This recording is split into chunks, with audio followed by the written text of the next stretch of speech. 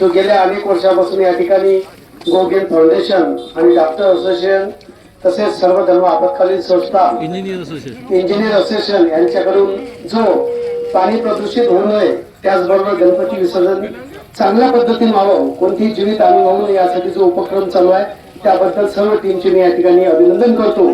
तसेच एक दुःख असं वाटते की आपल्या कारंजामध्ये पुरातन असं दूषित तलाव आहे ज्या ठिकाणी गणपती विसर्जन चांगल्या पद्धतीने व्हावं, पण नगर परिषदच्या नियोजन शून्य अभावामुळे त्या ठिकाणी विसर्जन करता येत नाही। शहरातील दूषित तलाव असताना सुद्धा आपल्याला जवळपास 10 किलोमीटर बाहेर यावं लागते, हे एक दुःखच मानावे लागेल। यासाठी सुद्धा या ठिकाणी गोगेन फाउंडेशन आहे, डॉक्टर असोसिएशन आहे, सर्व धर्म आपत्कालीन संस्थेचे श्याम सोळे यांनी या ठिकाणी या आवर्जून विषयाकडे लक्ष द्यावं आणि नगर परिषदेला प्रोत्साहित करावं की शहरातील गणपती विसर्जन या दूषित तलावामध्येच व्हावे, जेणेकरून त्या ठिकाणचं पर्यावरण चांगलं राहील आणि पाणी सुद्धा शुद्ध राहील आणि विसर्जनासाठी महत्वाचा जो निसर्ग पर्यटन आपण या ठिकाणी म्हणतो तो चांगल्या पद्धतीने मानण्यात येईल आणि दूर आपल्या या ठिकाणी येऊ नये अशी मला वाटते। या ठिकाणी अभय बोने आणि अशी चर्चा केली, त्या संदर्भात पत्रकार सुद्धा